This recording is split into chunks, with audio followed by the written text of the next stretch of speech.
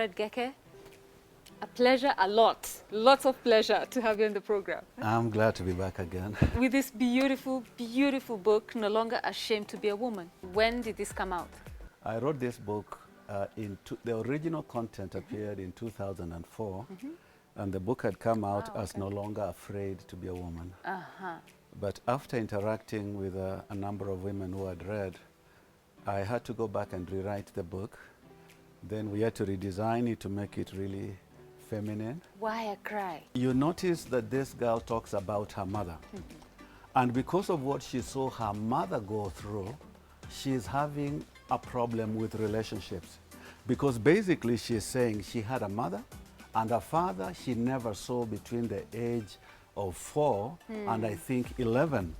And so he turns up after being away for so long, and the first thing he does when he comes back is to begin where he probably left it off the other time, and he's beating the mother. Yes. There's somewhere in the book you speak about Adam and Eve, basically a woman's need for affirmation from a man. Yes. You see, God made Adam off the ground, but he breathed life into him.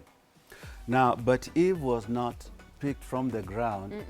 No, the reason why she's not picked from the ground is that she's supposed to be a complement to the man. You see, when she is presented to him, his first reaction is bone of my bones, flesh of my flesh. He is recognizing her as part of himself. And this is one of the deepest need of every woman, to belong, to be part of a man. And this is where now, as fathers, really, when we miss it, that's when we send our daughters all over the place looking for that man who will affirm them. And when he comes, it doesn't matter whether he's a matatu conductor, whether he's a thief, but as long as he brought that affirmation. I'll need you to break it down for the audience. So the first paragraph up there, where you say, like many people, I often wondered why God would put a tree in a garden and say, don't eat its fruit.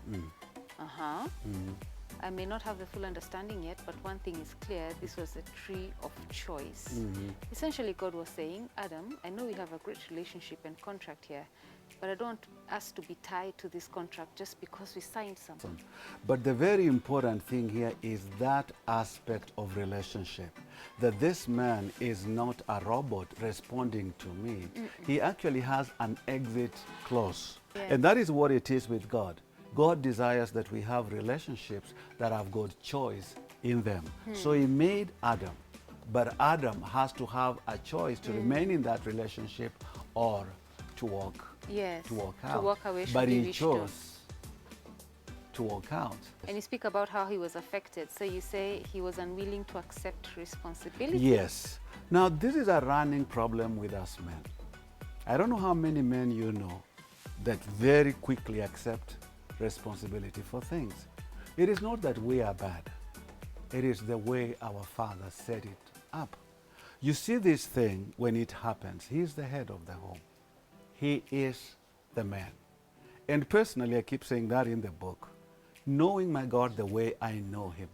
If Adam had distanced himself from what Eve had done and interceded for her, the outcome would have been quite different.